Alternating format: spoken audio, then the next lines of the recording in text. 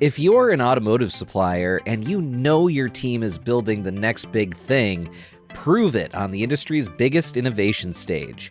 Automotive News is now accepting applications for the 2026 PACE program. PACE Awards recognize traditional and non-traditional suppliers worldwide for new product, process, and business model innovation, and entries must be innovations already commercialized through a sale to an automaker. Still pre-commercial but past the pilot stage? PACE Pilot recognizes post-pilot, pre-commercial innovations across automotive and future mobility, products, software, IT systems, and processes with the potential to revolutionize an automaker's business. All submissions are reviewed by an independent panel of judges, and MEMA is the exclusive lead sponsor. Ready to be recognized? Apply by February 9th at autonews.com. Welcome to this weekend drive edition of Daily Drive for the third week in January 2026. I'm Kellen Walker in Las Vegas. We're breaking down some of the biggest stories in the auto industry from the past week and looking forward to what's in store in the days ahead. Joining me today are Larry Velaquette, who covers Toyota, Subaru, and Mazda for Automotive News. Larry Legend, welcome back to Daily Drive, sir. Cal, can I give you a really nice, chill Midwest hello today? Yeah, I'll take it. And Michael Martinez, who covers Ford in the UAW for Automotive News. Mike, welcome back to Weekend Drive. Thanks for having me. Let's start with President Trump's visit to Detroit this week. Mike, you've been tracking the story. What's the latest on the Ford worker who heckled Trump and got the middle finger in response? So as far as we know, he is still suspended pending an investigation. He's also raised over $800,000 through GoFundMe pages that have since been sort of stopped at his request. Also, the UAW and his local have issued statements backing him up in the case of any type of disciplinary action. But, Kel, it's interesting. I'm sure Ford did not expect at all for this visit from the president to turn into this sort of sideshow circus that we've seen. If you've taken a look at Ford's social channels any of the past few days, Instagram, Twitter, Facebook, anything they post, the comments are nothing but support for this worker, anti-Trump sentiment. So it's really sort of snowballed out of Ford's control at this point. Bill Ford said he was embarrassed by the situation because he was the host. Ford was the host as a company. And it's interesting that this is the thing that's probably going to outlast everything else from that trip. And if it isn't this, it was another sort of unscripted moment. Cameras caught Trump talking to a worker saying that, him and Bill Ford are buddies and that he calls him up all the time asking for Trump to get rid of this environmental garbage. Now, if you know anything about Bill Ford, he sort of built his career around the fact that he is the environment guy. His advocacy coming up through his career is what set him apart from his peers. So to have that comment out there isn't great for him either. So it's funny how tightly controlled this visit was by Ford and obviously by the administration, but yet random remarks from the president, serendipitous moment with a worker and the president is what we'll end up remembering. And Larry, I got to say, I just wish there was some way that Ford could have possibly known that getting involved with Donald Trump might lead to some drama. I know. It's just a surprise. Quick question, guys. Couldn't see it coming. Quick side note. Isn't this when you have your PR team tell the social media team for your big publicly traded company that, hey, maybe you should turn the comments off on social media until this dies down a bit? Isn't that what you would do? Absolutely. I'll be honest, I haven't checked as of Friday, but I know definitely into Thursday evening, every one of the comments was not about whatever their post was about. Hey, Larry, now I hesitate to even ask you this, but I have to. It's my job, and this is what I get paid to do. What are your thoughts on this story? So I'm going to go in a different direction than what you probably expect. Oh, yeah? Yeah.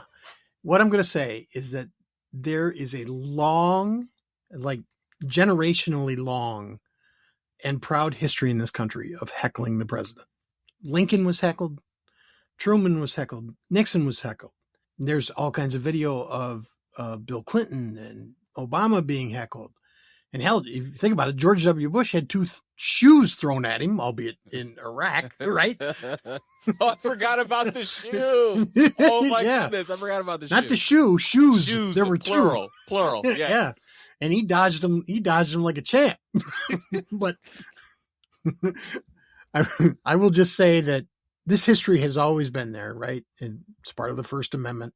Whether or not that First Amendment applies in the workplace, boy, that's been adjudicated over and over again over the years.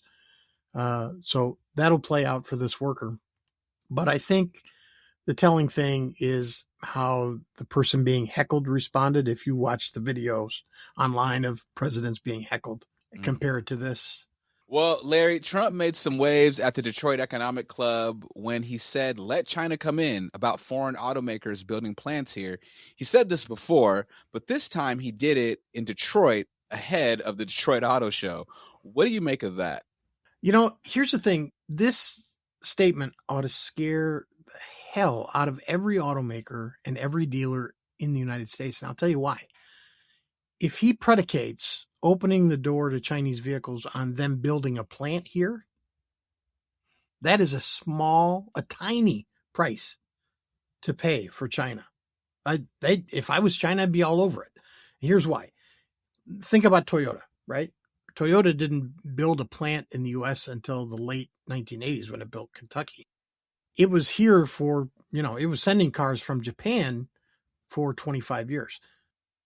Take that scenario and put it on China, which, if you have followed this, China they sell about 26 million cars a year. They have capacity for 52 million cars of production, right? Their economy is straining, and their entire auto industry is straining because they are overcapacitized. They have too many plants, too many workers. What's the relief valve? Export. If all I have to do to say turn BYD into Toyota is build a plant here, and suddenly I can make a few cars here and ship millions from China that I made cheaply, and I can ship fairly cheaply and deliver to the market really cheaply, no matter what I pay those American workers. That is a small price to pay, right? That's why it ought to scare everybody, because you open the door for basically the cost of one mayor's ribbon cutting. Right. Maybe $2 billion. You destroy $700 billion industry in the U.S. for a $2 billion plant located in one place. Mike, what are your thoughts? Well, I'll say this. I think President Trump has shown over his first term and now in his second that oftentimes when it comes to his decision making, it's usually the last person he talks to who's in his ear on something that gets him to take a stance on a particular issue. So I think this goes back to the fact of why you saw Ford roll out the red carpet, so to speak, for him, why you see an environmental advocate in Bill Ford, despite Trump rolling back regulatory policies, sort of hitch their wagon to the president and be proud for his visit and to show off, that partnership, is because I think they're trying to get in his ear, and they're trying to know that when they do call him with an ask, that he'll pick up. And that ask may be, hey, reconsider your policy on China, because Jim Farley's been one of the leading figures out there sounding the alarm bells, saying how much of an existential threat that country's industry is to ours. So again, I think, there's going to be a lot more to be said on this, in the next few years, but I think this is why you're seeing the auto industry really try to gravitate towards Trump to try to influence his decision on this. So the polling we discussed earlier this week showed 88% of Republicans worry about losing manufacturing jobs to China. Is there a disconnect here between Trump and his own base? Yes. In the words of Stan Lee, enough said. Let's think about this, though, for a minute, Kel. If you are worried about manufacturing jobs being lost to China, those are not what you should be worried about, right? Because they're gone, but more jobs have been lost to robots than to China. I've said this for years, Larry. I've said this for at least 10 years. Anytime, I don't mean to interrupt you, but anytime someone has complained to me about losing their job to a person in a foreign country, I'm like, no, a robot took your job. And that's like a tough pill for people to swallow. Yeah. Yeah, that's exactly right. And you look at the innovations this month, right, from CES about humanoid robots. Yeah. Right? These are workers who work 20 hours a day in dark factories and don't don't have to worry about health insurance and, have somebody working maintenance on several of them, but without limitation and without yelling at the president when he walks through. Right. Right. That is the existential threat. Right. Not whether or not those jobs are going to China. Good point. All right, coming up, we'll talk about Stellantis' decision to drop its entire plug-in hybrid lineup in the U.S. as GM reaffirms its commitment to introducing its own PHEVs. That's next on Weekend Drive. Artificial intelligence dominated CES 2026. But is the industry's pivot away from EVs putting the U.S. at risk? This slowdown in the U.S. and this pivot to hybrid and other powertrains, my concern is how far will we fall behind and how difficult will it be for us to catch up, or can we catch up? On this week's episode of the Automotive News Shift podcast, EY's George Lenyo joins the show. He talks about why U.S. automakers skipped big displays this year, the shift from EV hype to AI and robotics, and his concern that the U.S. is falling behind China in electrification. I'm Molly Boygon. Join me on Shift, available this Sunday wherever you get your podcasts. Welcome back to Weekend Drive. I'm Kellen Walker with Larry Velaquette and Michael Martinez. Guys, now let's talk powertrains. Stellantis just pulled the plug on its entire plug-in hybrid lineup for 2026, including the Jeep Wrangler 4xe, which was the top-selling PHEV in the U.S. Meanwhile, GM says it still plans to introduce plug-in hybrids. Mike, what's going on here? Why are these two companies taking such different approaches? Well, I mean, the fact that Stellantis was the top PHEV seller is kind of a low bar to clear. I'm not sure how much that really matters because those kinds of vehicles don't sell well here in the United States. And I think it's because there's some confusion with the customer. If you take a look at it, most PHEV customers don't plug in their vehicles. They sort of treat them more like gas. And I think as you're reconsidering investments in this new day and age, you really need to focus on what you know is going to sell. And I don't think that's PHEVs. Larry, what are your thoughts on this divergence in strategy? So I want to bring up some research here from JD Power that we ran back at the end of November, right? So it's true what Mike points out. PHEVs account for only 1 to 2% of the entire U.S. market, right? But among the premium brands, PHEVs are around 7%. And growing. They're up from 1.5% in 2019. According to JD Power, the typical premium PHEV buyer, older, affluent, highly educated, most between 55 and 65, married, own their own homes, and about 60% have household incomes over $250,000 a year, and nearly a quarter have graduate degrees. That is not a Wrangler buyer. Now, beyond the occasional fun mobile, right? The third car. And if it's a third car, you're not going to get to PHEV. Right. It's a fun vehicle. What I will say, I think the difference for GM and why GM is going forward, why Stellantis is pulling back is really a matter of pockets, right? GM has deep pockets. Stellantis does not. It's a luxury that you can afford. If you're GM, you have premium brands that you can put investment in. You can keep those PHEVs. And, for the customers that want them, they make sense. But, they're a nice transition technology. But I don't think that Stellantis is, especially with the problems that they were having with Jeep, I don't think they could afford that luxury anymore. Mike, we've now seen Ford take $20 billion in EV charges, GM take $7 billion, and Stellantis killing PHEVs. Is this just reality checking after overinvesting, or are we watching automakers surrender the EV market to Tesla and the Chinese? Well, I mean, if they pull out like that, they risk that possibility. But again, it goes back to the fact that these investment dollars are precious, and you've seen them burn through billions and billions on EVs for nothing much to show for it. So I think moving forward here, we're going to see much more carefully calculated plans, whether it's for a vehicle lineup or anything else related to what these companies are doing. It does, though, kind of strike me as pretty short-sighted going back to the Trump administration, right? I mean, this is scoring them points, and this is what the administration is enabling through its policies.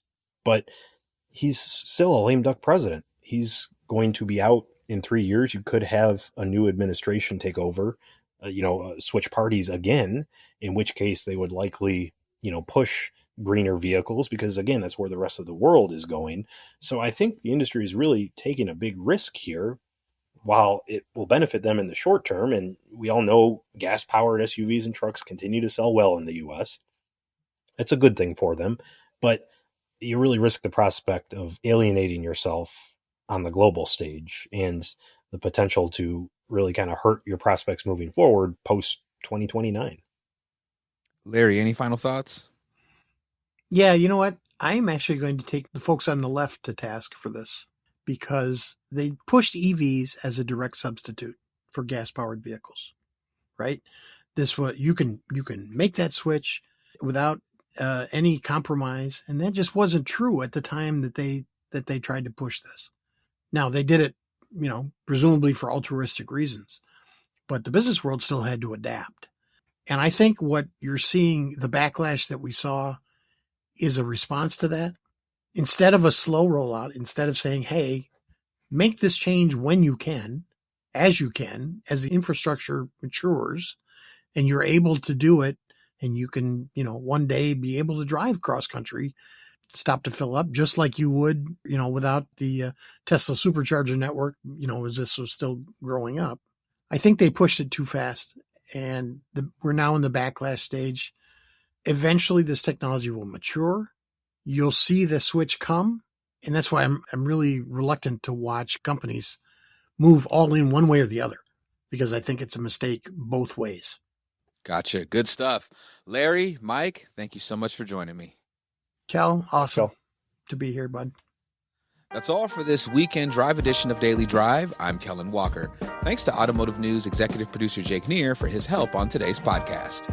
You can get the latest news on Trump's Detroit visit, Stellantis and GM's powertrain strategies, and everything happening in the auto industry at autonews.com.